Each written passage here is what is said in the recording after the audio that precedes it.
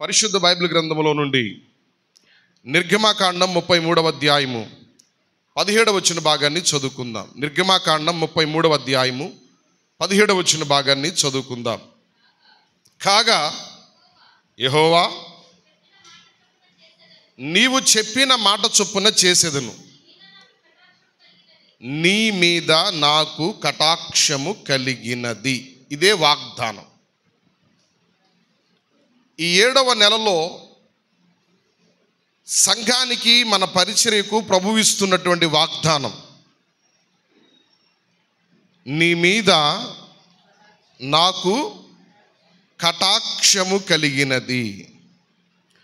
కటాక్షము అను మాటకు అర్థము ఏమిటి అంటే అనుగ్రహం, వాత్సల్యత, కనికరం, జాలి, దయ. ఇన్ని పర్యాయ పదాలు వస్తాయి. ఈ నెలలో నా యేసయ్య మీ మీద తన వాత్సల్యతను, తన అనుగ్రహాన్ని, తన కనికరాన్ని, తన జాలిని, తన దయను మీ మీద చూపించబోతున్న విధానాన్ని ఒక్క మాటలో మోషేతో చెప్తున్నాడు. మోషే, నీ మీద నాకు కటాక్షము కలిగినది. స్తోత్రం చెప్దామా? గంభీరంగా చెప్పాలి, బిగ్గరగా చెప్పాలి ఒకసారి. నీ మీద నాకు కటాక్షము కలిగినది. మీ మీదట తండ్రి అయిన దేవునికి కటాక్షం కలిగినది. ఎంత ధన్యులము మనమంటే చాలా ధన్యులం మనం. ఆశీర్వదించబడిన ప్రజానికం మనం, దీవెన నొందిన మనుష్యులం మనం. అనుగ్రహానికి వ్యతిరేక పదం ఏమిటి అంటే ఆగ్రహం. దేవుని అనుగ్రహాన్ని మీరు పొందుచున్నారా, లేకపోతే దేవుని యొక్క ఆగ్రహానికి మీరు ప్రాప్తులవుతున్నారా? నా మాట అర్థం చేసుకోండి. దేవుని యొక్క అనుగ్రహానికి ప్రాప్తులయ్యారా, దేవుని యొక్క ఆగ్రహానికి ప్రాప్తులయ్యారా? దేవుని అనుగ్రహానికి మనం ప్రాప్తులం అవ్వాలి. గత 6 మాసాలు ఒకవేళ మన ఆత్మ సంబంధమైన జీవితంలో మనం జీవించిన విధానాన్ని కానీ, మనము నడిచిన నడవడిక కానీ, ప్రవర్తించిన ప్రవర్తన కానీ, కలిగినటువంటి ప్రతికూలతలు కానీ, వచ్చిన శోధనలు కానీ, అవమానాలు కానీ, నిందలు కానీ 6 మాసాలు ఒక్కసారి మనము గమనించుకోగలిగితే, ఈ సంవత్సరానికి ఇదొక బ్రిడ్జ్ మంత్, ఇదొక వారధి లాంటిది 7వ నెల. గత 6 మాసాలు ఒకవేళ నీవు దేవుని అనుగ్రహాన్ని పొందలేక ఆగ్రహం పొందావేమో, 7వ మాసంలో ప్రభు నీతో ఒక వాగ్దానం చెప్పడానికి ఇష్టపడుతున్నాడు. ఆ వాగ్దానం ఏమిటి అంటే, నీ మీద నాకు కటాక్షము కలిగినది. దేవుని కటాక్షము మనము పొందుకోవాలి అంటే, ఒకవేళ గతంలో దేవునికి కోపం తెప్పించే వారంగా మనం బ్రతికితే, మలాకీ గ్రంథం 1వ అధ్యాయము 9వ వచనంలో అంటాడు, త్వరగా చదవాలి. మలాకీ గ్రంథము 1వ అధ్యాయము 9వ వచనంలో ఈ మాట అంటాడు, చూడండి. దేవుడు మనకు కటాక్షము చూపునట్లు ఆయనను ఏం చేయాలి మనం ఇప్పుడు? ఎలా? అది మన చేతిలోనే ఉన్నదంట. దేవుణ్ణట శాంతపరచాలంట. ఎవరు? మనమేనంట. ప్రవక్త అయినటువంటి మలాకీ ద్వారా ప్రభు మాట్లాడుతున్నాడు. దేవుని కటాక్షాన్ని మీరు అనుభవించుట కొరకు మీరు ఏం చేయండి? దేవుణ్ణి శాంతపరచండి. ఈ రోజున ప్రభు అంటాడు, నువ్వు నన్ను శాంతపరిచినా పరచకపోయినా, ఎలా ఉన్నా, ఎందుకో తెలియదు, ఈ నెలలో నా కటాక్షాన్ని నీ మీద కురిపించబోతున్నాను. స్తోత్రం చెప్పండి. నా దయను నీ మీద కురిపించబోతున్నాను. నా జాలి, నా మంచితనము, నా కనికరం అంతా నీకు చూపించబోతున్నాను. నేపథ్యాన్ని వివరిస్తాను, నా వైపు చూడండి. మోషేతో అన్న మాట ఈ మాట. ఇశ్రాయేలీలట దేవుని కార్యాలను చూస్తున్నారు, వెంటనే దేవుణ్ణి మరిచిపోతున్నారు. వెంటనే దేవుణ్ణి మర్చిపోతున్నారు. ప్రభువుకు ఒకరోజు కోపం వచ్చి, ఆగ్రహం వచ్చి, మోషే నీకు ఇస్తానన్న వాగ్దాన దేశానికి మిమ్మల్ని నడిపిస్తా, కానీ నేను మీతో రాను. వెంటనే మోషే తన గుడారము తీసి పాళ్ళెం వెలుపల వేసి, నేనొక్కడనే ఈ భారం మోయాలా, నీవు నీ సన్నిధి మాతో రాకపోతే చాలా కష్టమైద్దయ్యా అని దేవుని సన్నిధిలో మోకరించి మోషే ప్రార్థిస్తుంటే, ఒక స్నేహితునితో మనం ఎలాగూ మాట్లాడుకుంటామో దేవుడు మోషేతో అలాగూ మాట్లాడుతున్నాడట. అలా మాట్లాడి దేవుడు మోషేతో అన్న మాట ఏంటో తెలుసా? మోషే, నీ మీద నాకు కటాక్షం ఉందయ్యా. ఓకే, నా మీద నీ కటాక్షం ఉందని బాగానే చెప్తున్నావు, నాకు నచ్చుతుంది ఆ మాట. మరి నా మీద కటాక్షం ఉంటే నీ సన్నిధితో నీవు మాతో వస్తేనే కదా, నువ్వు రాకపోతే మా ప్రయాణం ముందుకు సాగదు అని మోషేకి దేవునికి మధ్య జరిగినటువంటి కొన్ని మాటలు ఈ 33వ అధ్యాయంలో మనం చదువుకోగలుగుతాం. అందులో ఒక మాట ఏమిటి అంటే, నీ మీద నాకు కటాక్షము కలిగినది. దేవుని కటాక్షము ఈ నెలలో నీ మీద నిలవబోతుంది, నీ కుటుంబం మీద నిలవబోతుంది. నమ్మితే 2 చేతులు ఎత్తి దేవునికి స్తోత్రం చెప్దాం. అసలు దేవుని కటాక్షం అనేది ఎవనికి కలుగుతుంది? సామెతల పుస్తకం 12వ అధ్యాయము 2వ వచన భాగాన్ని చదువుతారు చూడండి. సామెతల పుస్తకము 12వ అధ్యాయము 2వ వచన భాగాన్ని చదువుతున్నారు. ఎవరికండి? సత్పురుషునికి. సత్పురుషుడంటే మాట్లాడాలి. సత్పురుషుడంటే మంచి లక్షణాలు కలిగిన వాడు. మంచివారికి ఆయన మేలు చేస్తాడు, మంచి వాళ్ళకైనా మేలే చేస్తాడు, అపకారం చేసే దేవుడు కాదు. ఈ నెలలో నా యేసయ్య కటాక్షము ఎవరికి కలగబోతుంది అంటే, కొన్ని అంశాలు చెప్పకముందు కొన్ని మాటలు మీకు ఫౌండేషన్గా వేస్తున్నాను. సత్పురుషునికి దేవుని కటాక్షము కలుగుతుంది. అదే సామెతల పుస్తకం 8వ అధ్యాయం 35వ వచనాన్ని కూడా మీరు చదవగలిగితే, ఎవరంట? నన్ను కనుగొను వానికి జీవం కలుగుతుంది. ఒకసారి ఆమేన్ చెప్తారా? కటాక్షము ఎవనికి కలుగుతుంది? ఒకసారి మోషే దగ్గరకు వచ్చేయండి. మోషే ఎవరు? సత్పురుషుడు, సాత్వికుడు. కటాక్షం దేవుడు మోషేకి కనపరిచాడు. నన్ను కనుగొనే వాళ్లకు, నన్ను అనుసరించే వాళ్లకు, నన్ను వెంబడించే వాళ్లకు నా కటాక్షాన్ని కలిగింపజేస్తా. మోషే దేవుణ్ణి వెదుకుతున్నాడు. ప్రజలందరూ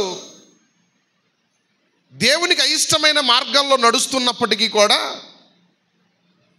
మోషే తన గుడారమును తీసి పాళెము వెలుపల వేసి దేవుణ్ణి వెదుకుతూ ప్రార్థిస్తున్నాడు. ప్రభు అంటాడు, నీ మీద నాకు కటాక్షం ఉంది మోషే అంటాడు. స్తోత్రం చెప్దాం ఒకసారి. కటాక్షము ఎవనికి కలుగుతుంది అంటే, సత్పురుషులు అనబడిన మంచి లక్షణములు కలిగిన వారికి. రెండవది, కటాక్షము ఎవరికి కలుగుతుంది అంటే, నిజ దేవుణ్ణి, జీవము కలిగిన దేవుణ్ణి వెదికే వారికి కటాక్షం కలుగుతుంది. కటాక్షం కలిగితే మనకొచ్చి బెనిఫిట్స్ ఏంటి? ద్వితీయోపదేశకాండంలో కొన్ని బెనిఫిట్స్ ఉన్నాయి. దానికి ముందు నిర్గమాకాండములో ఒక బెనిఫిట్ చెప్తాను చూడండి. ఒక ప్యాకేజ్ అనుకోండి. ఇది 11వ అధ్యాయము 3వ వచనం. నిర్గమాకాండము 11వ అధ్యాయము 3వ వచనం. యెహోవా ప్రజల ఎడల ఐగుప్తీయులకు కటాక్షము కలుగజేసెను. అదియుగాక ఫరో సేవకుల దృష్టికిని, ప్రజల దృష్టికిని. స్తోత్రం చెప్పండి. ఏమర్థమైంది ఇక్కడ మీకు? బైబిల్ చూసిన వాళ్ళకి ఏమర్థమైంది? వన్స్ దేవుని కటాక్షము, దయ, దేవుని కనికరం, జాలి, మంచితనం నీ మీద నిలిస్తే ప్రజల దృష్టిలో మిక్కిలి గొప్పవాడవవుతావు, గణపరచబడతావు, దేవుడు నిన్ను హెచ్చిస్తాడు. దేవునికి స్తోత్రం. కటాక్షం అనే మాటకు అర్థం ఏమిటి అంటే ఫేవర్ ఆఫ్ గాడ్. ఇంగ్లీష్ బైబిల్లో ఫేవర్ అనగా అర్థం ఏమిటి అంటే అనుకూలము అని అర్థం. మనకు ఫేవర్గా ఉన్నారా అంటారు. ఇప్పుడు ప్రభు మోషేతో అంటున్నాడు, నా కటాక్షం నీ మీద ఉన్నది అంటే my favour is with you. నా అనుకూలత నీతో ఉంటుంది, నేను నీకు అనుకూలంగా ఉంటాను. ప్రతికూలమైన మనుషులు, ప్రతికూలమైన పరిస్థితులు, ప్రతికూలమైన నిర్ణయాలు ఒకవేళ నీ ముందుకు వచ్చినా దాని ముందు నేను నిలబడి నీకు అనుకూలంగా నీ పక్షాన నా కటాక్షాన్ని, నా ఫేవర్ను చూపిస్తాను. నమ్మితే 2 చేతులెత్తి దేవునికి స్తోత్రం చెప్పండి. ఒకసారి గట్టిగా స్తోత్రం చెప్పండి. గాడ్స్ ఫేవర్, దేవుని యొక్క కటాక్షం. ఆలోచన చేయండి. ఆయన కటాక్షము వలన ఒక వ్యక్తి జీవితం హెచ్చింపబడుతుంది, గొప్పవాడవుతాడు, గణపరచబడతాడు. ద్వితీయోపదేశ కాండములో 2 అన్నదమ్ములను చూపిస్తాను చూడండి. 33వ అధ్యాయం 23వ వచనం. ఒక సహోదరుడు ఉంటాడు. 24వ వచనంలో ఇంకో సహోదరుడు ఉంటాడు. కటాక్షము చేత తృప్తి పొందిన నఫ్తాలి. అందరూ స్తోత్రాలు చెప్పాలి. ప్రభు మాటకు మీరు ఏం చేయాలంటే స్పందించడం నేర్చుకోవాలి. ముందు సిగ్గుపడకూడదు. ఈ రోజున సందేశం నీతో మాట్లాడుతుంటే ఎస్ ఇది నా కోసమే, ఖచ్చితంగా ఈ మాట నన్ను బలపరిచింది కాబట్టి థ్యాంక్ గాడ్ అని మీరు ప్రభువుని స్తుతించేవారుగా ఉండాలి. హల్లెలూయా. సిగ్గుపడొద్దు, ప్రభుని గంభీరంగా స్తుతించండి గట్టిగా. హల్లెలూయా. నఫ్తాలిని గూర్చి ఒక మాట, కటాక్షము చేత, ఈ కటాక్షం చేత తృప్తి పొందిన నఫ్తాలి పరిస్థితి ఎలా మార్చబడింది అంటే బాబా ఎవరి దీవెనంట, ఎవరి దీవెనంట? ఆయన కటాక్షం వలన నీవు గొప్పవాడిగా మార్చబడటమే కాదు, నిన్ను దీవెనకరంగా దేవుడు తయారు చేస్తాడు. అది కావాలి. నిన్ను దేవుడు ఏం చేస్తాడు? ప్రతి మాటకు స్పందించాలి. దేవుడు నిన్నేం చేస్తాడు? దీవెనకరంగా మారుస్తాడు. వాళ్ళ సహోదరుని ఏం చేశాడు చూడండి, క్రిందికి రండి. 24వ వచనం. ఆషేరును గూర్చి ఎట్లా నేను, ఆషేరు స్తోత్రం చెప్తారు ఒకసారి గట్టిగా. మా ఇంట్లో మా వాళ్ళు అందరూ అంటారు, మన సంతానంలో దేవుడు నీకు ఇచ్చినటువంటి కృప వేర్రా, దేవుని ఫేవర్ నీకు సమృద్ధిగా ఉంది, చాలా సమృద్ధిగా ఉంది. ఎంత ధన్యుడు అంటే ఇంట్లో తాతయ్య చేసిన ప్రార్థన అయినా, అమ్మమ్మ చేసిన ప్రార్థన అయినా మా మీద ఫలించినయో లేదు కానీ అవి మొత్తం నువ్వే లాక్కెళ్ళిపోయావు. ఆ యాకోబు కనుక ఆశీర్వాదాలు కనుక లాక్కెళ్ళిపోయినట్టు సకల విధములైన కటాక్షం, ఆశీర్వాదాలన్నీ నీ మీదకి వచ్చినాయి. వాళ్ళ ప్రార్థన ఫలాలన్నీ నీ మీద ఎక్కువ పని చేస్తున్నాయి అని మా ఇంట్లో వాళ్ళు ఎప్పుడు మాట్లాడతారు, ఇదే మాట్లాడతారు. మా ఇంట్లో వాళ్ళందరూ ఒక కార్యక్రమాన్ని కలుసుకున్నాం. నేను ఉంటున్నటువంటి లాడ్జ్ రూమ్లోనే మా బాబాయ్ వాళ్ళు ఉన్నారు ఎదురు. నేను మా ఇంట్లో గట్టిగా మాట్లాడితే ఎవరు మాట్లాడరు, ఇంకందరూ సైలెంట్ అవుతారు. మా వాళ్ళని మా బంధువుల్ని ఒక మాట అన్నా, గట్టిగా తిట్టా. మా బాబాయ్ ఒకసారి రూమ్లోకి రా అన్నాడు. వెళ్ళా. నీ స్థానం ఏంటో తెలుసా, నీకు ఇచ్చిన కృప ఏంటో తెలుసా, నీకున్న క్రెడిబిలిటీ తెలుసా, నీకు దేవుడిచ్చినటువంటి కటాక్షం ఏంటో తెలుసా. ఒకవేళ నాకు మార్పు లేకపోవచ్చు, మారు మనసు లేకపోవచ్చు, నువ్వు ఇందాక ఆ విషయంలో కూడా నువ్వు సైలెంట్ అయితే బాగుండేదేమో అనిపించింది. ఎందుకంటే నీకున్న పొజిషన్ వేరు కాబట్టి చెప్తున్నాను, సేవకుడికి నేను చెప్పకూడదు కాబట్టి చెప్తున్నాను. మన ఇంట్లో ఉన్నతమైన స్థానంలో ఎవరైనా ఉన్నారంటే అది దేవుడు నీకు ఇచ్చాడు ఆ స్థానాన్ని, దాన్ని ఇంకా నువ్వు పైకి కాపాడుకుంటూ వెళ్ళాలి అని చెప్పినప్పుడు నాకు కూడా అనిపించింది, ఎస్ కరెక్టే కదా, కరెక్టే కదా అని. ఇక్కడ ఆషేరట తక్కిన 11 మంది సహోదరులందరికంటే, చెప్పండి, తక్కిన 11 మంది సహోదరులందరికంటే, చెప్పండి ఆ మాట అనండి, ఎక్కువగా చెప్పండి, ఆ మాట చెప్పండి. డేవిడ్సన్ గారు మీకే ఈ మాట, డేవిడ్సన్ గారు మీకే ఈ మాట, ఫేవర్ ఆఫ్ గాడ్. మీ బ్రదర్స్ అందరికంటే దేవుడు మిమ్మల్ని ఎక్కువగా బ్లెస్ చేశాడు. Yes or no? అవునా కదా? మీ ఇంట్లో కూడా ఇదే వాక్యం చెప్పా ఒకరోజు, ఎక్కువగా మిమ్మల్ని దేవుడు ఆశీర్వదించాడు. దేవుని కటాక్షం నీ సహోదరులందరికంటే నిన్ను ఎక్కువగా దేవుడు ఆశీర్వాదకరంగా మార్చబోచున్నారు.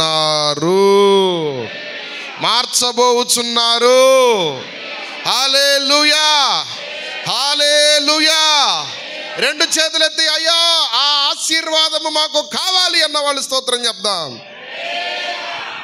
కటాక్షం వలన గొప్పోళ్ళు అయిపోతాం, దేవుని కటాక్షం వలన దీవించబడతాం, దేవుని కటాక్షం వలన ఆశీర్వదించబడతాం.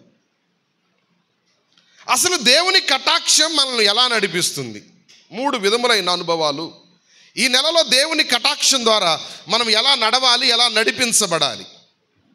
నిర్గమకాండము 34వ అధ్యాయము 9వ వచనం మొదటి మాట, దేవుని కటాక్షం ఎవరి మీద ఉంటుందో, దేవుని కటాక్షము ఏ వ్యక్తి మీద ఉంటుందో ఆ వ్యక్తితో కూడా దేవుడు వస్తాడు. ఏంటి స్పందించట్లా మీరు?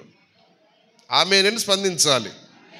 దేవుని కటాక్షం ఎవరి మీద ఉంటుందో ఆ వ్యక్తితో దేవుడు కూడా ట్రావెల్ అవుతాడు ఈ నెలలో. ఈ నెలే కాదు, లైఫ్ లాంగ్ ట్రావెల్ అవుతారు ప్రభు. హల్లెలూయా. నీ స్పందన గట్టిగా ఉండాలి ప్రభువుకి. హల్లెలూయా. నేపథ్యాన్ని ఒకసారి మనం చూద్దాం. 9వ వచనం చూడండి ఒకసారి. ప్రభువా, అది కదా మరి, అయ్యా నా మీద నీకు కటాక్షం కలిగితే నా మనవి ఒకటి ఉన్నది, దయచేసి నా ప్రార్థన ఆలకించు. చదువుమా. దయచేసి నా ప్రభు మా మధ్యలో ఉండి ఎక్కడికి రావాలంట? అందరు చెప్పండి, చెప్పండి, అందరు చెప్పండి. Wear ever will be go, ఎక్కడికి నువ్వు వెళ్ళినా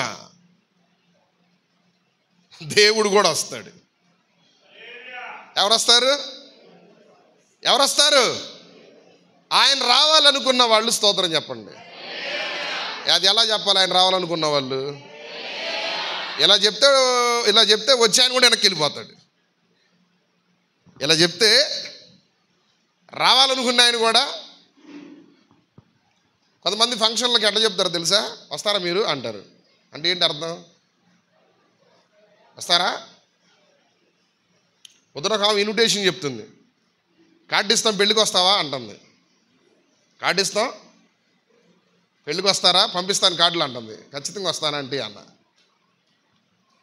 ఆ రోజు నేను చీరాల్లో ఉంటా. ఏ రోజు ఎక్కడ ఉంటున్నావు, ఏ రోజు ఎక్కడ పరిచయం చేస్తున్నావు ఎవరికి అర్థం కావట్లా. ఎటు ప్రభు నడిపిస్తే అటు వెళుతున్నాం. మేము వెళుచున్న ప్రతి చోట, ప్రతి స్థలములో ఆయన కటాక్షము నా మీద ఉన్నది కాబట్టి నాకంటే ముందుగా నా తండ్రి వెళ్ళి కార్యాలు జరిగించుకుంటూ వస్తున్నారు. స్తోత్రం చెప్దాం ఒకసారి, గట్టిగా స్తోత్రం చెప్దాం. ప్రభువా మీరేమో రాను అంటున్నారయ్యా. ఒక చిన్న మనవి, నిజంగా మీరు నాకు ఫేవర్ అయితే, నిజంగా మీరు నా మనిషే, నా వ్యక్తిగా, నా తరఫున నిలబడి కటాక్షాన్ని చూపిస్తున్నానని మీరు నాకు అభయం ఇస్తున్నారు కాబట్టి ఒక రిక్వెస్ట్ టు యూ, మీకు ఒక రిక్వెస్ట్. నీవు మాతో కూడా రావాలి. అందరూ అనండి ఈ మాట, నీవు మాతో కూడా. దేవుడు వస్తే ఏం జరుగుద్ది? జనరల్గా చెప్తున్నా, దేవుడు వస్తే ఏం జరుగుద్ది? దేవుడు నీతో ఉంటే ఏం జరుగుద్ది? ఒక మాట చెప్తాను, మీరు చప్పట్లు కొట్టండి. దేవుడు వచ్చిన చోట పరిస్థితులు, ప్రతికూలతలు ఏమవుతాయో తెలుసా? అనుకూలతగా కొట్టాలి, మార్చబడతాయి. అనుకూలతగా మార్చబడతాయి. నా వైపు చూడండి. కొన్నిసార్లు ప్రభు ఆపదల్లోనికి తీసుకెళ్తాడు మనల్ని. కారణం అద్భుతం చూపించడానికే కానీ శ్రమ పెట్టడానికి కాదు. ఎంతమంది నమ్ముతారు చెప్పండి ఒకసారి. ఎర్ర సముద్రం ముందు వాళ్ళకు వచ్చింది ఆపద. ఆపద దగ్గర వాళ్ళు మోషే అంటాడు, మోషేతో ప్రభు అంటాడు సాగిపో అంటాడు. సాగిపోవడానికి ప్రయత్నించినటువంటి వ్యక్తి జీవితంలో ఆపదలో దేవునిపై ఆధారపడ్డప్పుడు అద్భుతాన్ని చూపించాడు, సముద్రాన్ని పాయలు చేశాడు. అద్భుతం తర్వాత వచ్చింది ఏంటంటే ఆరాధన. స్తోత్రం చెప్పండి. ప్రతి ఆపదలో నువ్వు ఆరాధన చేయగలిగిన వానిగా మార్చబడితే అద్భుతాలు అక్కడ జరుగుతాయి. ఐరోపా ఖండంలో పౌలు సువార్త ప్రయాణపు రెండవ మిషనరీ యాత్రలో పుతోను అనబడినటువంటి దెయ్యం పట్టిన అమ్మాయిని ఆజ్ఞాపించారు. రమారమి 3 సంవత్సరాల నుండి ఆ అమ్మాయి ప్రార్థనకి పౌలు శీల వెళుతుంటే ఆ ప్రాంతంలో ఆటంకపరుచుచున్నది. ఆ చిన్నది చాలా ఆటంకాలు కలగజేసింది, చాలా ఇబ్బందులు పెడుతుంది. ఆ చిన్నదే కానీ ప్రార్థనకి వెళ్ళనివ్వకుండా ఆటంకం కలిగిస్తుంది ఆ దెయ్యం. పౌలు చూసి చూసి చూసి చూసి in the name of Jesus అని ఒక మాట చెప్పాడు. వెంటనే ఏమైపోయింది? వెంటనే ఆ దెయ్యం పోవటంతో తన యజమానులకు లాభం పోయింది, లబ్ధి పోయింది, అన్నీ పోయినాయి. ఇప్పుడు పౌలు మీద శీల మీద ఒక నింద వేశారు. ఈయనెవరో కానీ మన దేవుళ్ళను దూషించినట్లుగా మాట్లాడుతున్నట్టుంది, ఈయన్ని తీసుకొని చెరసాల్లో వెయ్యాలి. ఆజ్ఞాపించినందుకు, దెయ్యాన్ని గద్దించినందుకు వచ్చిన శ్రమేంటి? జైలు. ఆజ్ఞాపించినందుకు వచ్చింది ఆపద. అయ్యో ఆపద వచ్చింది కదా అని బాధపడే లోపల ఎవరయ్యా పౌలు మీరేనా? ఎవరయ్యా శీల మీరేనా? ఇటు రండి. ఏంటి ఏదేదో మాట్లాడుతున్నారంట, రండి. బైబిల్లో మీరు చదువుకుంటే ఆ అపోస్తుల కార్యం 16వ అధ్యాయంలో వారిని చావ దెబ్బలు కొట్టారంట. ఏ దెబ్బలు కొట్టారు? చావ దెబ్బలు. మనల్ని కొడితే ఇక ప్రభు వద్దు, మనకేం వద్దు, మందిరం వద్దు అంటాం మనం. ఒక దెయ్యాన్ని ఆజ్ఞాపించినందుకు వాళ్ళకి ఆపద వచ్చింది. ఆపదలో నుండి వాళ్ళు జైల్లోనికి వెళ్ళి చేసిన పని ఏంటో తెలుసా? ఆరాధన. ఏంటి చెప్పండి? చేసిందేంటి? ఎవరన్నా ఆపదలో ఆరాధన చేయగలుగుతారా? చేస్తారా? ఆపదొచ్చిన పౌలు ఆరాధన ఆపల. ఆ ఆరాధన ద్వారా ఏం జరిగింది? ఆ జైల్లో అద్భుతం జరిగింది. ఆ అద్భుతం ద్వారా ఏం జరిగింది? ఒక కుటుంబం ఆనందకరంగా రక్షించబడింది. స్తోత్రం చెప్పండి, గట్టిగా స్తోత్రం చెప్పాలి. కొన్నిసార్లు కొన్నిటిని ఆజ్ఞాపించినప్పుడు కొన్ని ఆపదలు వస్తాయి. Nothing to worry. పొర్రపాటును కూడా వ్యతిరేకంగా ఆలోచించుకోవద్దు. ఈ ఆపద వచ్చిందంటే ఒక ఎర్ర సముద్రం పాయలైద్ది. ఈ ఆపద వచ్చింది అంటే ఒక చెరసాల పునాదులు కదిలిపోయి తలుపులు తెరవబడతాయి, బంధకాలు ఊడిపోతాయి, సహఖైదీల బంధకాలు తెగిపోతాయి. ఈ ఆపదలో నేను నేర్చుకోవాల్సింది ఏమిటి అంటే ఆరాధన నేర్చుకుంటే అద్భుతం చేస్తాడు.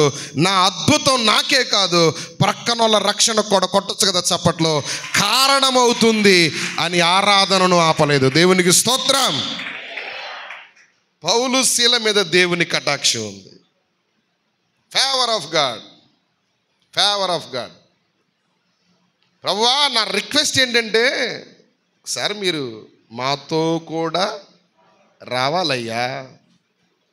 ఈ నెలలో ఏ పనికి నువ్వు వెళ్ళినా, ఏ సమస్య నీ ముందు నిలబడుతున్నా, నువ్వు బయలుదేరే ముందు ఒక చిన్న ప్రార్థన చేసుకో. తండ్రి, నీ కటాక్షం నా మీద ఉంచుతానని వాగ్దానం చేశావు. ఎక్కడికి వెళుతున్నా ఈ నెలలో నీ ఫేవర్ నాకు అనుకూలంగా ఉండాలయ్యా. స్తోత్రం చెప్పండి. ప్రభు ఖచ్చితంగా చేస్తారు. ఆమేన్ చెప్పండి ఒకసారి. ఖచ్చితంగా చేస్తారు ప్రభు వస్తారు. నో డౌటా అన్నా? No doubt. వస్తే ఏం జరుగుద్ది? అదే నిర్గమాకాండానికి రండి, వెనక్కి 20వ అధ్యాయానికి రండి. అదే నిర్గమాకాండం చాప్టర్ 20 verse 24, 24వ వచనం. నువ్వేం చేయాలంటే ప్రభువు నీ యొద్దకు రావాలి అంటే ఆ కటాక్షం నీ మీద ఉంది. ఇప్పుడు ఆ ప్రభు నీ యొద్దకు వచ్చి ప్రభు యాక్టివేట్ అయి పనులు చేయాలి అంటే బలిపీఠం కట్టాలి. ఏం కట్టాలి? అందరూ ఏం కట్టాలి? బలిపీఠం అంటే ఏంటి? ప్రార్థన. నీ ప్రార్థనను మరలా తిరిగి ప్రారంభిస్తే నేను నీ యొద్దకు వచ్చి నిన్ను, అందరి మాట అనండి, నన్ను ఆశీర్వదిస్తారు. అందరు చెప్పుకోండి ఈ మాట, నన్ను ఆశీర్వదిస్తారు. నాతో పాటు కలిసి చెప్పండి, నన్ను ఆశీర్వదిస్తారు, నన్ను ఆశీర్వదిస్తారు. ఇప్పుడు ఎబ్బేజు అదే ప్రార్థన చేశాడు కదా, దేవా నాకు తోడుగా ఉండయ్యా, దేవా నా సరిహద్దులు, దేవా నన్ను ఆశీర్వదించయ్యా. ఎప్పుడైతే ఈ ప్రార్థన ఎబ్బేజు చేశాడో తన సహోదరులందరికంటే ఘనత పొందిన వాడిగా మార్చబడ్డాడట. ఫేవర్ ఆఫ్ గాడ్ ఆ ఎబ్బేజు మీదకు దేవుని కటాక్షం నిలిచింది. అందరూ ఏమన్నారు ఎబ్బేజుని? సపోజ్ ఎబ్బేజు ఇప్పుడు ఉన్నాడు అనుకోండి, కొట్టుకు వెళ్ళాడు అనుకోండి, ఏయ్ వేదన, వాళ్ళ అమ్మ ఏం పెట్టింది పేరు? ఏయ్ వేదన. మనం కూడా పిల్లలకు అప్పుడప్పుడు కొన్ని పేర్లు పెడతాం, గుండోడని. వాడి పేరు ఇక గుండోడు. ఏంటి వాడి పేరేంటి చెప్పండి? కొంతమంది పేర్లు పెడతారు బోల్ట్ అని, వాని పేరు వేరు ఉంటుంది, ఎరా బోల్టు అంటారు, రకరకాలుగా పిలుస్తారు. ఇప్పుడు ఈ ఎబ్బేజును కూడా ఏమంటున్నారు? వేదన బాబు, వేదన బాబు, ఏంటి పరిస్థితి అంటున్నారు. ఇక ఒక రోజున ఇట్లా కాదులేనని కూర్చున్నాడు, బలిపీఠం కట్టాడు. ఏమని బలిపీఠం కట్టాడో తెలుసా? ఎక్కడికి వెళ్ళినా ఇదే పేరయ్యా నాకు, ఎవరు పిలిచినా నన్ను ఇలాగే పిలుస్తున్నారయ్యా, ఎవరు నాతో మాట్లాడినా ఇలాగే మాట్లాడుతున్నారయ్యా, ఒక్కళ్ళు కూడా నన్నుగా పిలవట్లేదయ్యా, నన్నుగా అర్థం చేసుకోవట్లేదయ్యా. అందరూ వేదన వేదన, దుఃఖం, నీ వల్ల నష్టం, నీ వలన ఇబ్బంది, నీ వలన ఇలా అయ్యింది, నిన్ను చేసుకుంటేనే నాకు ఈ కర్మ పట్టిందని మాట్లాడుతున్నాడయ్యా. ఓ లార్డ్, ఒక్కసారి దయచేసి నన్ను కనికరించు తండ్రి అని ఒక ప్రార్థన చేసి ఒక ప్రార్థనలో అంటున్నాడు, నన్ను ఆశీర్వదించయ్యా అని. తన బలిపీఠం కట్టి తను అడిగిన కోరిక నన్ను ఆశీర్వదించని. నీ మంటి బలిపీఠాన్ని కట్టి నీవు దేవుణ్ణి ఒకవేళ ఈ రోజున అడిగితే నా ప్రభు నీ యొద్దకు వచ్చి నిన్ను ఆశీర్వదించడం మొదలు పెడతాడు. దేవుడు ఆశీర్వదించడం మొదలు పెడితే ఏ మనుషుడు దాన్ని ఆపలేడు, ఆపటం ఎవరి తరం కాదు. గట్టిగా దేవునికి స్తోత్రం చెప్దాం ఒకసారి, చప్పట్లు కొడుతూ చెప్దాం ఒకసారి, సంతోషంగా చెప్దాం ఒకసారి. ఇప్పుడు చెప్పండి, నా ప్రభు నన్ను ఆశీర్వదించును గాక. ఆయన కటాక్షము ఆషేరును ఆశీర్వదించినట్లు నిన్ను నన్ను కూడా ఆశీర్వదిస్తుంది. ఒకసారి ఆశీర్వాదాల్లో చాలా ఆశీర్వాదాలు ఉన్నాయి. ప్రభు ఎందుకో చెప్తున్నాడు, ఇప్పుడు చెప్పమన్నాడు చెప్తున్నా. ప్రభు నేను వాక్యం చెప్తుంటే నా తల నిమిరి చెప్తున్నాడు. సంబడి హియర్, ఎవరో ఉన్నారు ఇక్కడ. మూయబడిన గర్భం.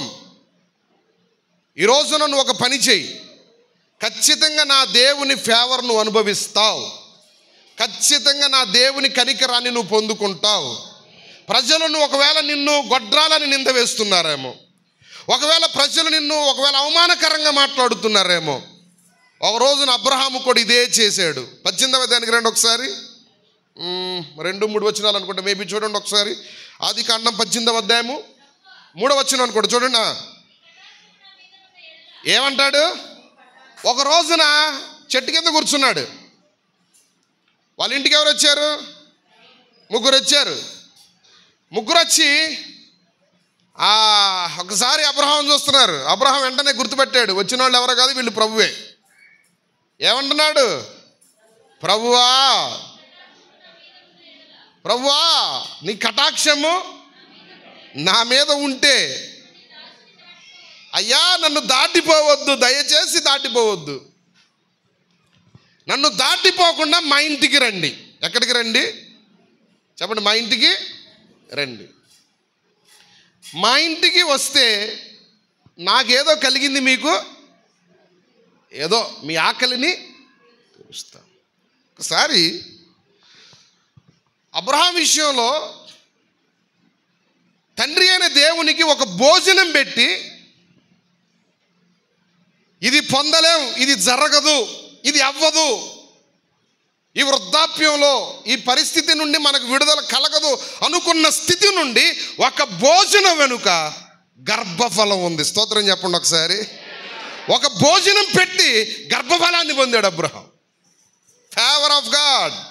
ఎవరి దేవుడు? నీ మీద ఫేవర్ను చూపించే దేవుడు. ఒక ఆమె ప్రాఫెసీ చెప్పింది, నీకు పిల్లలు పుట్టరని చెప్పింది. నేను చెప్తే మీకు అది వేరే ఉంటుందేమో. ఆల్మోస్ట్ ఆల్ ఆపరేషన్ కంప్లీషన్ అయిన తర్వాత పిల్లలు పుడతారా? ఏంటండి మాట్లాడరు? సొలమాన్, కంప్లీట్ అయితే పిల్లలు పుడతారా? పిల్లలు పుట్టకుండా ఆపరేషన్ చేస్తే పిల్లలు పుడతారా? నా విషయంలో ప్రభు అలాగే స్పందించాడు. ఆపరేషన్ కంప్లీట్ అయినా కూడా ఆఫ్టర్ 1 yearకి మరలా బేబీ కన్సీవ్ అవడానికి ప్రభు సహాయం చేశాడు. How can it is possible? దేవుని ఫేవర్.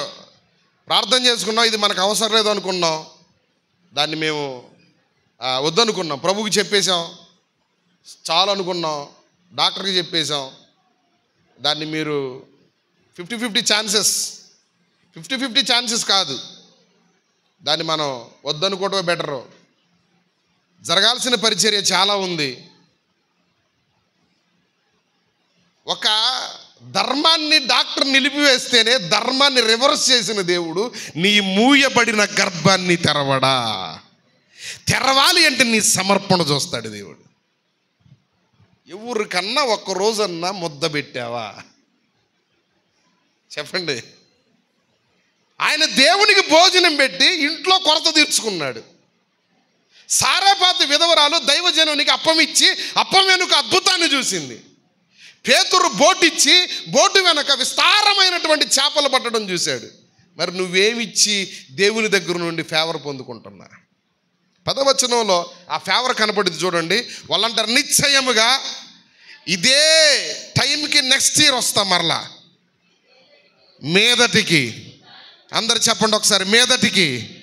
ఇప్పుడు చెప్పండి, పిల్లలే కావకపోవచ్చు, ఉద్యోగ విషయమైనా, వ్యాపార విషయమైనా, చదువు విషయమైనా, ఆరోగ్య విషయమైనా, బిడల విషయమైనా, అది ఏ విషయమైనా ఫేవర్ ఆఫ్ గాడ్ నీతో చెప్పే మాట ఏంటంటే, ఆయన కటాక్షం నీతో వస్తే ఏది పొందలేమో, ఏది జరగదో, ఏది రూపించబడలేదో అనుకుంటున్నావో గట్టిగా చప్పట్లు కొట్టి 2 చేతులెత్తి ప్రభువుని మహిమపరచాలి. ఆయన మీదటికి ఇదే సంవత్సరం ఇదే నెల కల్లా గొప్ప కార్యము చేయబోతున్నారు. గట్టిగా స్తోత్రం చెప్పండి, గట్టిగా. అంతేనా? గట్టిగా, బిగ్గరగా హల్లెలూయా. ప్రభు వస్తే ఏమొచ్చింది చెప్పండి? ఆశీర్వాదం వస్తుంది. ఆశీర్వాదంలో ఏముంటుంది చెప్పండి? ఏవి పొందలేవో, ఏవి నీ జీవితంలో పెండింగ్ పనులు ఉన్నాయో ఆ బ్లెస్సింగ్ పెండింగ్ క్లియర్ చేస్తుంది. పెండింగ్స్ ఏమవుతాయి చెప్పండి? దేవుడు నీ యొద్దకు వస్తే ఆ బ్లెస్సింగ్స్తో పెండింగ్స్ అంతా క్లియర్స్ అవుతాయి. పెండింగ్స్ ఉన్నాయా? మీకు ఉన్నాయా? పెండింగ్స్ ఉన్నాయా? ఉన్నాయా? ఏంటండి మీ కొరకు ఉంది, ముక్కుంది. పెండింగ్స్ ఉన్నాయా? ఉన్నాయా? ఇప్పుడు చెప్పండి, 7వ నెలలో నువ్వు వస్తే నా పెండింగ్ ఎంత ప్రభువా? అది ఎంత ప్రభువా? నువ్వు వస్తావు, నాకు తెలుసు. నేను బలిపీఠం కట్టేదే, ప్రార్థన చేసేదే. నువ్వు రావాలి, నన్ను ఆశీర్వదించాలి, నా పెండింగ్, నా కొరతలు తీర్చాలి. అది భర్త రక్షణ ప్రభు చేస్తున్నాడు, అంతే కార్యం. నమ్ము. బిడల పరీక్షల ప్రభు కార్యం చేస్తున్నాడు, నమ్ము. దేవుడు నీ పెండింగ్స్ అంతటిని క్లియర్ చేయబోతున్నాడు. నీ యొద్దకు వచ్చి నిన్ను ఆశీర్వదిస్తాడు. స్తోత్రం చెప్పండి. అబ్రహాం అంటాడు, దయచేసి నీ కటాక్షాన్ని బట్టి ఒకసారి రాయ్యా. కటాక్షము చూపించగలిగిన దేవుడు కటాక్షంతో పాటు తన ఫేవర్తో పాటు తన పెండింగ్ని కూడా క్లియర్ చేసుకుంటూ వెళుతున్నాడు దేవుడు. ఎవరి దేవుడు? ఎవని మీద కటాక్షాన్ని నిలుపుతాడో వానితో కూడా వచ్చి వాని పనులను సఫలీకృతం చేసే దేవుడు ఈ దేవుడు. సెకండ్ సెక్షన్ 51వ కీర్తన 18వ వచనం. ముందుకు సర్దుకుంటారు, కొంచెం ముందుకు సర్దుకోండి అమ్మా. నీ కటాక్షము చొప్పున సియోనుకి ఏం చేస్తావు? ఒకసారి నా వైపు చూడండి. ఒకటి, ఎవని మీద కటాక్షం ఉంటుందో వాని పనులు, వాని యొద్దకు వచ్చి పనులు సఫలపరుస్తాడు. ఎవని మీద దేవుని కటాక్షం ఉంటుందో, ఎక్కడ దేవుని కటాక్షం ఉంటుందో ఇలా అర్థం చేసుకోవాలి. దేవుని కటాక్షము ఉన్న చోట మేలులే జరుగుతాయి కానీ కీడులు సంభవించవు ఈ నెలలో. ఏంటి గట్టిగా చెప్పట్లేదు కదా మీరు? శివగారు మీరే చెప్పాలి కొంచెం. అది మీరేం చేస్తారంటే నేను చెప్తున్నాను చెప్పండి అనండి మీరు కూడా. హల్లెలూయా, గట్టిగా స్తోత్రం చెప్పండి. విశ్వాసంలో మనం కొన్ని మాటలు తీసుకుంటున్నప్పుడు వాటి ద్వారా బలపరచబడుతున్నప్పుడు అపవాది సిగ్గుపరచబడతాడు. అర్థమవుతుందా? వీళ్ళకి విశ్వాసం ఏమైంది, స్ట్రెంత్ అవుతుంది కాబట్టి ఇక వీళ్ళ దగ్గర మనం వర్కౌట్ చేయలేమని వాడు వెళ్ళిపోతాడు. హల్లెలూయా అన్నావు అనుకో, నేను ఉండాల్సింది ఇక్కడ అంటాడు. దాన్ని బట్టి ఇప్పుడు చెప్పు, హల్లెలూయా అంట. స్తోత్రం చెప్పండి ఒకసారి బిగ్గరగా, హల్లెలూయా. ఎవని మీద దేవుని కటాక్షం ఉంటుందో, సియోను మహిమ కలిగిన దేవుని సంఘం, ఎత్తబడే వధువు గుంపు, సార్వత్రిక సంఘం, సత్క్రైస్తవ దేవుని సంఘం, ఈ సంఘానికి దేవుడు చేయబోతుంది ఏంటంటే మేలే చేస్తాడు కానీ కీడు చేయి. ఒకవేళ నీ విషయంలో ఎవరైనా కీడు చేశారా, థ్యాంక్ గాడ్ అని చెప్పండి. ఏం చెప్తారు? ఇది నేర్చుకోండి ఫస్ట్. థ్యాంక్ గాడ్, ఈ వ్యక్తి నాకు కీడు చేసినందుకు మీరు నాకు కీడు చేయను ఉద్దేశించితిరి కానీ నేడు మీకు నాకు అది పోషణ నిమిత్తమైన, మనం బ్రతుకుట నిమిత్తమైన బహుమంది ప్రజలకు దాన్ని ప్రయోజనకరంగా మేలుగా మార్చాడు అని యోసేపు ఒకరోజు చెప్తాడు. హల్లెలూయా, గట్టిగా.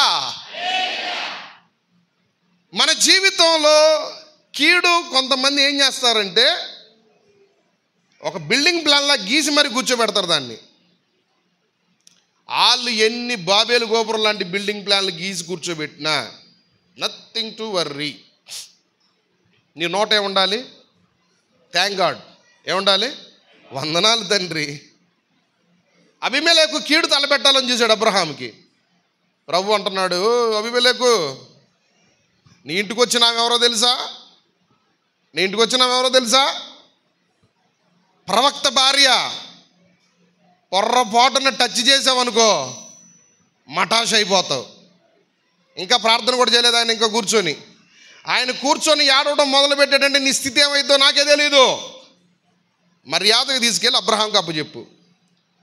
తెల్లారి శారా ముందెళ్తుంది. అబీమెలెకు తన పరివారం రాజరికం అంతా వెనకొస్తున్నారు. గొర్రెలు వస్తున్నాయి, సంపదలు వస్తున్నాయి, ఆస్తి వస్తుంది, అన్నీ వస్తున్నాయి. ఎలా వస్తున్నాడు? అబ్రహాం గారు, సారీ అండి, నమస్కారం సార్, మీరు చెప్పాలి కదా మాకు ఆ విషయం. చెల్లెలని చెప్తారండి అండి, మీ భార్య అని మాకు చెప్పాలయా. ఆ రాత్రి ఆ దేవుడు, సర్వశక్తి కలిగిన దేవుడు నన్ను గద్దించబడి సరిపోయింది. లేకపోతే ఏంటి పరిస్థితి? రాజులను గద్దించాడు దేవుడు. అబ్రహాముకు కీడు తలపెట్టాలని ఆలోచన కలిగిన రాజులను గద్దించి రాజులే సమాధానపడి సాగిలపడి సంపదను తీసుకొచ్చేటట్లుగా అబ్రహాము దగ్గరకు తెచ్చిన దేవుడు ఈ దేవుడు మేలు చేసే దేవుడు కానీ కీడు చేసే దేవుడు కానే కాదు. హల్లెలూయా, గట్టిగా. ఒక రోజున ప్రభు దగ్గరికి ఒక వ్యక్తి వచ్చాడు, శతాధిపతి. లూకాసు వార్త 7వ అధ్యాయము 2-4 వచనాల్లో త్వరగా చదవాలి. లూకాసు వార్త 7వ అధ్యాయం 2-4 వచనాలు చదువుకుందాం. కొన్ని మాటలు చెప్తాను దీని మీద. అయ్యా, నా యొక్క దాసుడు పక్షవాయువుతో బాధపడుతున్నాడు. సబ్జెక్ట్ తర్వాత చూద్దాం. ఈ మాట పట్టుకోండి. నా దాసుడు ఏం చేస్తున్నాడు? పక్షవాయువుతో. ఇక నా వైపు చూడండి, బైబిల్ సోసర్లా. మన ఇంట్లో పనిచేసే వాళ్ళు ఉంటారు. పని వాళ్ళని చిన్న చూపు చూస్తే దేవుడు దాన్ని కూడా లెక్క పెడతాడు. చిన్న చూపు నీ ఆఫీసులోకైనా, నీ ఉద్యోగం క్రింద అయినా, బాబు ఉద్యోగస్తులు, అయ్యా జై గారు, పని వాళ్ళని చిన్న చూపు చూడకూడదు. ఒకరోజు మన మీటింగ్స్ జరిగితే మన వంశీ కొల్లూరు నుంచి వంశీ వాళ్ళు వచ్చింది, లేడీస్ కొల్లూరు నుంచి పిలిపించాడు వర్క్ చేయడానికి. నేను అన్నాను, ఇప్పుడు ఎలా వెళ్తారు మీరు అన్నా. అర్థం కావట్లేదు పాస్టర్ గారు అన్నారు. మీరందరూ వెళ్ళిపోయారు, మీటింగ్ అయిపోయింది, మీరు వెళ్ళిపోయారు. 1 గంటకి మీటింగ్ అయిపోయింది, మీరు ఎటోళ్ళు అటు వెళ్ళిపోయారు. అందరూ బొజ్జోని ఉంటారు నాకు తెలిసి, ఏజీలు వేసుకొని.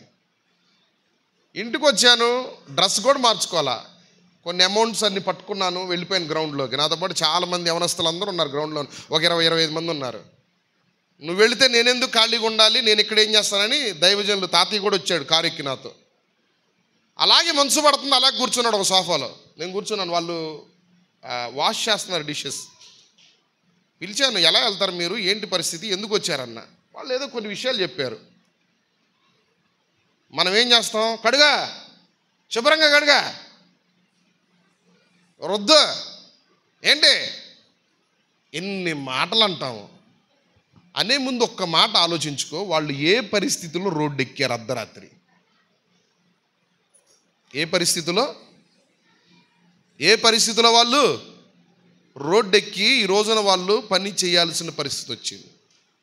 కొంతమంది నాకు తెలిసిన ఉన్నతంగా బ్రతికిన వాళ్ళు భర్తలు చనిపోయిన తర్వాత భార్యలు రోడ్డు మీదకి వెళ్ళి దిగజారిపోయిన పనులు, స్వీపర్గా ఓడవలసిన పనులు, కుళాయిలు తిప్పి నీళ్లు పట్టాల్సిన పనులు, క్లరికల్ పోస్టులు, అసలు వాటిని తలుచుకుంటూ అనిపించింది. ఈ బ్రదర్ బ్రతికున్నప్పుడు చాలా మంచిగా బ్రతికారు, పాపం ఈ సిస్టర్ చూడు ఎన్ని సమస్యలు వచ్చినాయో అనిపిస్తుంది. ఏ దేవుని పిల్లలకు చెప్తున్నా, కొంతమందికి ఉండదు బుద్ధి జ్ఞానం ఉండదు, వాళ్ళు తీసేసేయండి, వాళ్ళ గురించి మనకు అనవసరంలా. దేవుని పిల్లలమైన మనము, దేవుని ఆత్మ కలిగిన మనము, మన క్రిందనున్న పనివారి విషయంలో వాళ్ళ కేరింగ్ని మనం తీసుకోవాలి. బాగున్నంతసేపు అంట్లు రుద్దిచ్చి, బట్టలు ఉతికిచ్చి, ఇల్లు గడిగిచ్చి, బాగోపోతే నీకు ఎప్పుడు బాగుందలే, ఎప్పుడు వస్తావు, నీకు గొట్టడం అసలు ఈ పని వాళ్ళకి. ఈరోజు పాస్టర్ గారు మా బాధలు, మాకు ఏదైనా సంఘం ఉంటే ఈ సంఘానికి పాస్టర్ గారే ప్రెసిడెంట్ అనుకుంటారు. మీ యజమానులకు మీరు నమ్మకంగా పని చేస్తే మీ యజమానులు మిమ్మల్ని ప్రేమిస్తారు. స్తోత్రం చెప్పండి, అవునా కాదా? అంతేనా? ప్రేమిస్తాడా? వాళ్ళ బాస్ మామూలుడు కాదు, అందరూ ఆయనకి దండలేస్తారు, కానీ వాళ్ళ బాస్ ఆయనకి దండేశాడు. అందరూ ఆయనకి దండేస్తారు, వాళ్ళ బాసు సొలొమోను గారికి దండేశాడు. ఎంత ప్రేమించాడు. పనివారు నమ్మకంగా యజమానుల దగ్గర ఉంటే యజమానులు చక్కగా వారిని కేర్ తీసుకుంటారు. అలాంటి శతాధిపతి ఈయన రోమా సామ్రాజ్యపు గవర్నర్గా పనిచేస్తున్నటువంటి కాలంలో ఈయన అందులో ఒక సైన్యాధికారిగా ఉన్నాడు. ఆ సైన్యాధికారిగా ఉంటూ తన దాసుడు రోగి అయి చచ్చిపోయే పరిస్థితిలో ఉంటే ఆ దాసుని విషయమై ఎక్కడికి వచ్చాడంటే ప్రభు దగ్గరకు వచ్చాడు. ప్రభు దగ్గరకు వచ్చి ఏమని అడుగుతున్నాడంటే, అయ్యా ఒక్కసారి నీ వలన మేలు పొందడానికి. ఈయన గురించి యేసుతో శిష్యులు అక్కడున్న వారు మత పెద్దలు మాట్లాడుతున్నారు. అయ్యా నీ వలన ఏదైనా మేలు పొందటానికి ఇతను యోగ్యుడు. దేవుని వలన మేలు పొందటానికి నీకంటూ ఏమైనా యోగ్యతలు ఉన్నాయా? అతడు పొందిన యోగ్యత ఏమిటి అంటే, రోమా సాంప్రదాయాలకు కట్టుబాట్లతో జీవిస్తున్నప్పటికీ, రోమా చట్టానికి లోబడుతున్నప్పటికీ, యూదుల సమాజ శ్రేయస్సు కొరకు, యూదుల క్షేమము కొరకు, దేవుణ్ణి ఆరాధించుకోవడానికి కొరకు ఒక సమాజ మందిరాన్ని కట్టించిన అధికారి ఈయన. దీన్ని బట్టి అక్కడున్నవారు అంటున్నారు, ప్రభు దగ్గరికి వచ్చి చెప్తున్నారు, నీ వలన ఇతడు మేలు పొందడానికి అర్హుడు, యోగ్యుడయ్యా. ఎందుకంటే మనం ఆరాధన చేసుకునే మందిరం ఇతనే కట్టించాడు. అంటే ప్రభు అన్నాడు, మనం వెళదాం పదా. ఆయన ఏమంటాడు, నీ మాట మాత్రం నువ్వు రావాల్సిన అవసరత లేదు తండ్రి, మాట చెప్తే చాలయ్యా అన్నాడు. ప్రభు అంటాడు, ఇశ్రాయేలీయులలో ఇంత విశ్వాసం ఉండట ఎవరి దగ్గర నేను. స్తోత్రం చెప్పండి, రెండు చేతులు ఎత్తి ఒకసారి. అందరు రెండు చేతులు ఎత్తి చెప్పాలి ఒకసారి, హల్లెలూయా. శతాధిపతి దాసుని విషయంలో ప్రజలు అంటున్నారు, మేలు పొందడానికి నీ ద్వారా ఇతడు యోగ్యుడు. దేవుని కటాక్షం ఉన్న చోట ఏముంటుందంటే ఇక కీడు, శాపము, అస్వస్థత అనేది ఉండదు, అంత మేలే జరుగుద్ది. స్తోత్రం చెప్దాం. యోనా పుస్తకం 4వ అధ్యాయం 2వ వచనంలో ఒక మాట ఉంది. త్వరగా యోనా పుస్తకం 4వ అధ్యాయం 2వ వచన భాగం. యోనా గ్రంథం 4వ అధ్యాయము 2వ వచనం. లేదా యెహోవా యోనా అంటున్నాడు, నేను నా దేశమందు ఉండగా ఎట్లా జరిగిద్దని ఆ నినివే ప్రజల్ని ఏం చేయడంట దేవుడు. చదవమ్మా. అందువలననే నీవు కటాక్షమును, జాలియును, శాంతమును ఏమంటున్నాడు చూడండి యోనా. నినివే ప్రజల మీదకి నువ్వేమన్నావు, ఉగ్రత వస్తుందన్నావు. కానీ నా మనసులో ఏంటో తెలుసా, నీకు కటాక్షం ఉంది, జాలి ఉంది, దయ ఉంది ఆ పట్టణం మీద అని నాకు తెలుసు. నువ్వు అన్నంత పనే చేసావు, వాళ్ళ మీదకి ఏమి కీడు రాలేదు, వాళ్ళ మీదకి ఏ నష్టం రాలేదు అంటానికి కారణం ఏంటంటే వారు కూడా బలిపీఠం కట్టుకున్నారు. స్తోత్రం చెప్పండి, గట్టిగా స్తోత్రం చెప్పాలి, హల్లెలూయా. వాళ్ళు ఏం చేశారు, ప్రార్థన చేశారు, గోనె పట్ట కట్టుకొని ఉపవాసం ఉండి ప్రార్థించారు. దేవుడు కీడు చెయ్యకుండా పట్టణాన్ని మేలుతో కాపాడాడు.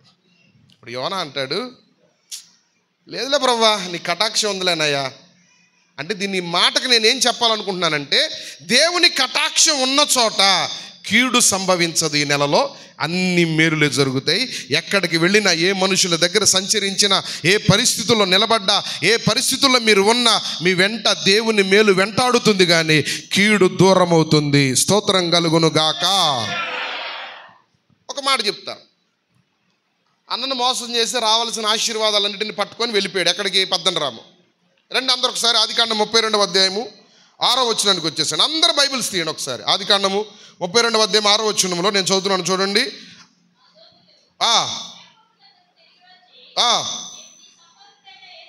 యోసేపు వద్దకు వెళ్ళితిమి, నిన్ను ఎదుర్కొని వచ్చుచున్నాడని చెప్పగా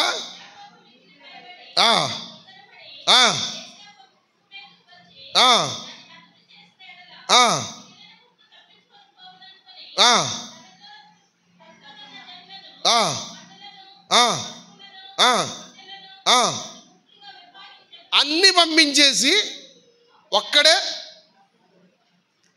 మిగిలిపోయాడు. 5వ వచనం కూడా చూస్తారా? అయ్యా నీ కటాక్షము నా యందు. ఓకే, నేపథ్యాన్ని నేను వివరిస్తా. 20 సంవత్సరాల తర్వాత మరలా తిరిగి వస్తున్నాడు. ఏం గుర్తొచ్చింది ఇప్పుడు? అన్న గుర్తొచ్చాడు. అన్న దగ్గరికి ఎవరిని పంపించాడు? 6వ అధ్యాయంలో మనుషుల్ని పంపించాడు. మనుషులు పంపిస్తే వాళ్ళు ఏం చేశారు సమాచారం? బాబు 400 మందిని వేసుకొని వస్తున్నాడు. ఎంతమందిని? మామూలుగా లేదు పరిస్థితి, నీ ఇష్టం అన్నారు. అసలే మనోడు భయస్థుల సంఘానికి అధ్యక్షుడైతే వెళ్ళిన 400 మంది కూడా ఇంకా ప్రెసిడెంట్లు, ఫౌండర్లు ఎన్ని ఉంటే అన్ని పెట్టండి వాళ్ళకి. ఇంకా భయపెట్టారు. ఇప్పుడు ఏం చేశాడు ఈయన?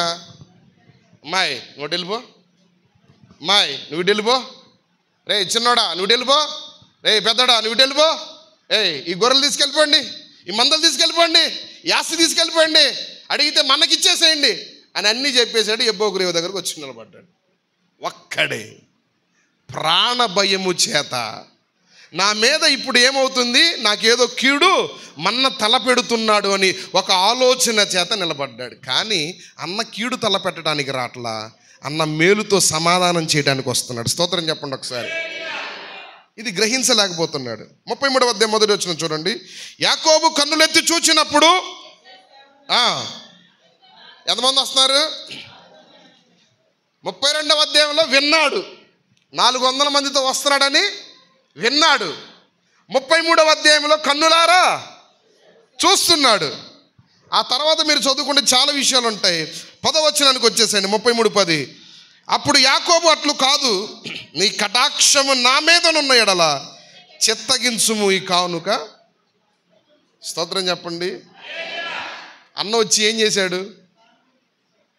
అన్నకు ముందు ఏం చేశాడు చూడండి ఒకసారి. పైన 3 వచనాల దగ్గర నేలకు ఎన్నిసార్లు సాగిలపడ్డాడు? 7 మార్లు సాగిలపడ్డాడు. అన్న ఏడుస్తున్నాడు. 20 సంవత్సరాల అయిందిరా నిన్ను చూసి. ఒకప్పుడు ఎలా కొట్టుకునేవాళ్ళం, ఎలా తిట్టుకునేవాళ్ళం, ఎలా బాగుండేవాళ్ళం రా.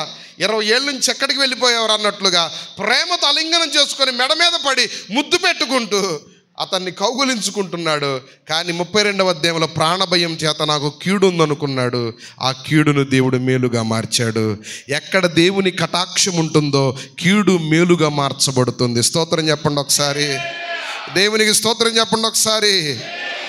యాకోబేమో ప్రాణభయముతో నాకు కీడు వచ్చిద్దేమని అనుకున్నాడు. ఏసేవేమో మేలుతో సమాధానంతో వస్తున్నాడు. నీ విషయంలో కొడిదే జరుగుద్ది. దేవుని కటాక్షము నీ మీద ఉంటే ఎక్కడైతే నీకు కీడు తలపెట్టే మనుషులు ఉంటారో వాళ్ళని దేవుడు మేలుకరంగా మారుస్తాడు. అబీమెలెకును అలాగ మార్చాడు, ఏశావును అలా మార్చాడు, దావీదు విషయంలో అనేక మందిని అలా మార్చాడు.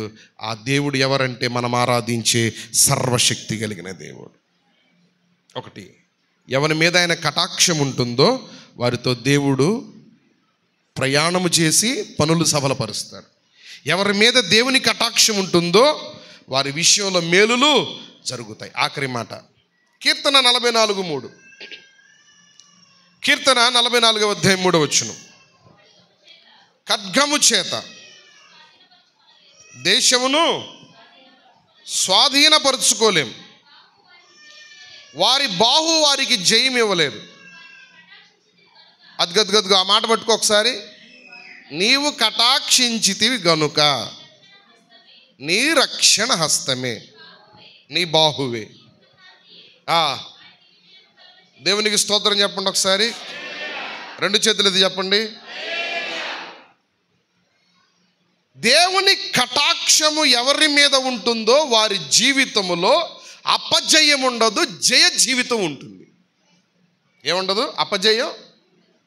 7వ నెల దేనికి సంకేతం? సంపూర్ణతకు, ఫుల్ఫిల్మెంట్కి. ఈ నెలలో విక్టరీ ఏదో కొట్టబోతున్నారు మీరు. కొట్టు ఇప్పుడు చప్పట్లో, దానికన్నా కొట్టండి ఒకసారి. ఏదో విక్టరీ కొట్టబోతున్నారు. హల్లెలూయా. గట్టిగా స్తోత్రం చెప్దాం. ఏం కొట్టబోతున్నారు చెప్పండి? అందరు చెప్పండి. విజయము పొందబోతున్నాను. నీ పేరే విక్టరీ. ఏంటి చెప్పండి? నీ పేరే విక్టరీ. విజయాన్ని నా యేసయ్య నీకు అనుగ్రహించబోతున్నాడు. ఒకవేళ గత 6 నెలలు మీరు దేవుని ఆగ్రహానికి ప్రాప్తులయ్యారేమో, ప్రభువే స్వయంగా మీకు ఇస్తున్న వాగ్దానంలో నేను ఇప్పుడు అనుగ్రహాన్ని చూపిస్తాను, కటాక్షానికి ప్రాప్తులుగా చేస్తాను, కటాక్షాన్ని మీ ఎడల వెల్లడిపరుస్తాను. నా కటాక్షము చేత మీరు ఏమవుతారో తెలుసా? విజయం పొందుతారు. ఇక అపజయం ఉండదు. కోపించుచునే, అందరూ ఒకసారి అందాం ఈ మాట. కోపించుచునే వాత్సల్యము నాపై చూపినావు. స్తోత్రం. గట్టిగా ఏంటంట? ఆయన కటాక్షం ఉన్న చోట దేనిపై? రోగముపై జయం కలగబోతుంది, శత్రువుపై జయం కలగబోతుంది, పరిస్థితులపై జయం కలగబోతుంది, నిర్ణయించబడిన వాటిపై జయం కలగబోతుంది. నీవు నమ్ము, కన్ఫెస్ చేయి, ఒప్పుకోలు చేయి, క్లెయిమ్ చేయి, డిక్లేర్ చేయి. రిసీవ్ దిస్ ప్రొఫెసీ అని చెప్పు. In the name of Jesus. యేసు నామములో ఏది విశ్వసించి ఒప్పుకుంటావో వినుట వలన విశ్వాసం కలుగును. ఏదైతే నమ్ముతావో నమ్మినట్లుగా నీ జీవితంలో దేవుని కార్యాలు ఎలా చూస్తావు అంటే, ఈ రోజు నుంచి నీ జీవితంలో అపజయం ఉండదు, నీ అంతరంగ పోరాటాల్లో అపజయం ఉండదు, నీ ఆత్మీయ సమరముల అపజయం ఉండదు, ఇరుగు పొరుగు వారి దగ్గర అపజయం ఉండదు, చదువుల్లో అపజయం ఉండదు, డ్యూటీలో అపజయం ఉండదు, ఏ విషయంలో అపజయం ఉండదు. చప్పట్లు కొట్టి ప్రభువును మహిమపరచండి. ఎక్కడకు వెళ్ళిన జయమే. నీకు జయం అని నేను చెప్పటమో దేవుడు చెప్పటం కాదు. సాక్షాత్తు నీ శత్రువులు 2 చేతులు ఇట్లా ఎత్తి నీవు ఘనకార్యాలు పూనుకొందువు, విజయము నొందుదువుగా, కానీ వాళ్ళ చేత దేవుడు చేపిస్తాడు. స్తోత్రం చెప్పండి ఒకసారి, గట్టిగా స్తోత్రం చెప్పండి. ఒకప్పుడు మా తాతగారికి ఎవరైతే కీడు తలపెట్టి ఎక్కడెక్కడ ఎవరైతే పరిచర్యని ఏదో చేయాలనుకొని సేవకులు ఎంతమంది లేచారో వాళ్ళని దేవుడు ఈరోజు నా వెనకమాల కూర్చోబెడుతున్నాడు. వాళ్ళ ముందు నేను వాక్యం చెప్పే స్థాయికి దేవుడు నన్ను తీసుకెళ్ళాడు. స్తోత్రం చెప్పండి, గట్టిగా స్తోత్రం చెప్పండి. ఎక్కడికి వెళ్ళినా మనోళ్ళు కనపడతానే ఉంటారు, మన విరోధులు. అప్పుడు నేను థ్యాంక్ గాడ్ అంట. ఇక్కడ దావీదు బయటకు వస్తాడు. గొలియాతు గాడు ఉన్నాడు కాబట్టి ఇక్కడ దావీదు కూడా ఏంటి మాట్లాడరు, ముందుకు రండి అన్న. గొలియాతులు కొన్ని ప్లేసుల్లో నీ కోసం ప్రభు పంపిస్తాడు. అక్కడ నీ దావీదు తత్వాన్ని చూపించుకో అని అంటాడు ప్రభు. ఒడిసిలే వేస్తావో, రాళ్లే వేస్తావో, బాణాలే వేస్తావో, ఆరాధన చేస్తావో, దావీదు ఉండేది అరణ్యమైన గట్టిగా ఆమె అన్నట్టు చేసేది మాత్రం ఆరాధనే. ఆరాధన అతని అద్భుతాలకు కారణమైంది. హల్లెలూయా. రోజున దావీదు చేతికి సౌలు చిక్కితే మొదటి సమయంలో 26-25 అంటాడు. ఒక మాట చదవండి, ఏమంటాడు చెప్పండి. అయ్యా, ఈ రోజున నాకు చేసిన ఉపకారం మామూలు ఉపకారం కాదయ్యా, నేను నీ చేతికి చిక్కినా కూడా నన్ను వదిలిపెట్టావే. బాబా వా, ఎంత మంచి మనసు అయ్యా నీది. 25 వచ్చిన చదవండి ఒకసారి. శత్రువు దీవిస్తున్నాడండి. దావీదేమో సౌలు మీద కటాక్షం చూపిస్తున్నాడా. ఆశీర్వాదము, మీరు చెప్పండి ప్రకటనలతో, ఆశీర్వదించబడుదువుగాక. చెప్పు చెప్పు చెప్పు చెప్పు చెప్పు చెప్పాలా, పడవద్దు వాళ్ళ పక్కన వాళ్ళని. ఇది అవకాశం కానీ గుద్దు. నువ్వు ఆశీర్వదించబడుదువుగాక. నెక్స్ట్ మీరందరు ఘనకార్యాలు పూనుకోవాలి. అందరూ చెప్పండి, ఆమె చెప్పండి. వెనకమాల వాళ్ళు చెప్పట్లా. ఏ కార్యాలు పూనుకోవాలి? ఈ నెలలో ఏ కార్యాలు మొదలు పెట్టాలి? ఘనకార్యాలు పూనుకోవాలి. ఇప్పుడు చెప్పండి, 7 సార్లు చప్పట్లు కొడతామని చెప్పండి. విజయము పొందెదను, విజయము పొందెదను, విజయము పొందెదను, విజయము పొందెదను. బిగ్గరగా విజయము పొందెదను, విజయము పొందెదను. గట్టిగా చప్పట్లు కొట్టి బ్రహ్మపరచండి. ఆయన కటాక్షము వలన అన్ని చోట్ల విజయమే, విజయమే. ఇప్పుడు అంటాడు ప్రభు, గతంలో కోపించిన మాట వాస్తవేలే కానీ నా కోపాన్ని బట్టి కొన్నిసార్లు బలహీనతకు వెళ్ళిపోయావు కదా, ఇక బ్రతకలేను అనుకున్నావు కదా, ఎందుకో నీ మీద నా కటాక్షం చూపించా. ఎందుకు చూపించాను? నీతో రావాలి, నిన్ను వచ్చి ఆశీర్వదించాలి, నీ దగ్గరకు వచ్చి. ఎందుకు నా కటాక్షం నీకు చూపించాను? నీకు మేలు చేయాలి. ఒకవేళ నువ్వు అనుకున్నట్లు కీడు అనుకుంటున్నావేమో, ఆ కీడును కూడా నేను నీకు మేలుగా మార్చాలి. నా వలన నీకు మేలు పొందడానికి యోగ్యునిగా మార్చుకోవాలి నిన్ను. నా కటాక్షం చేత నీ అపజయ జీవితానికి జయాన్ని ఇవ్వాలి. ఒకవేళ నీ మీద కోపించాను, కొట్టిన మాట కూడా వాస్తవే కొన్నిసార్లు. యెషయా గ్రంథం మేబీ 51వ అధ్యాయము మేబీ ఎక్కడ ఉంటుంది చూడండి ఒకసారి. యెషయా గ్రంథం 51:10 అనుకుంటా ఈ మాట అంటాడు. చూడండి ఒకసారి. ఒక మాట అంటాడు, నిన్ను కొట్టాను, కాదు నిన్ను కొట్టాను కానీ, ఒకసారి ఆ మాట మీరు పట్టుకోండి ఒకసారి, చూస్తారా. కోపించాడట కానీ ప్రభు ఏం చేశాడు చెప్పండి, ఏం చేశాడు ప్రభు? ఆ మాట ఎక్కడ ఉందండి, ఒక్క నిమిషం నేనే చెప్తున్నా. దేవునికి స్తోత్రం చెప్దాం ఒకసారి. హల్లెలూయా, అందరూ చెప్పాలి. రండి యెషయా గ్రంథానికి వచ్చేసేయండి అందరూ ఒకసారి.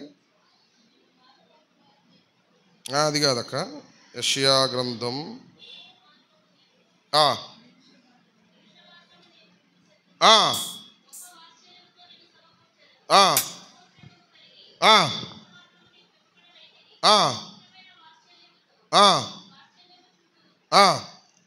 అని ఇక్కడ నేను ఒక మాట అంటాడు, నీ మీద ఇప్పుడు నేను జాలి పడుతున్నా, కొట్టాను కొట్టావు ఒకప్పుడు. ఎక్కడమ్మా? అది right right right right right thank you 60వ అధ్యాయము అది ఆ మాట పట్టుకోవాలి. ఏలయనగా నేను కోపపడి నిన్ను లాస్ట్ 6 months నేను కొట్టా, కొన్నిసార్లు కొన్ని దెబ్బలేసా, కొన్నిసార్లు కోపం చూపించాను నీ మీద అప్పుడప్పుడు.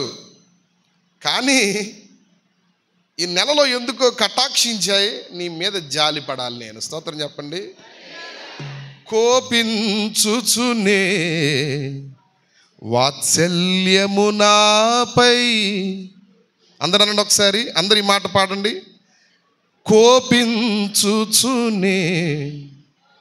ప్రభు కొన్నిసార్లు కోపగించుకుంటున్నప్పుడు ఎవ్వరు నాకు లేరు కదా, చెప్పుకోవడానికి తల్లి లేదు, తండ్రి లేడు, ఉన్న అన్నదమ్ములైన అక్కచెల్లెండ్రైన వాళ్ళు కూడా హాని కలిగించే వాళ్ళుగా మారిపోయారు.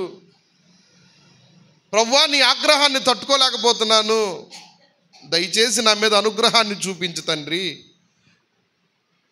అని ఎప్పుడైతే నువ్వు దేవుని దగ్గర మొరపెట్టుకున్నావో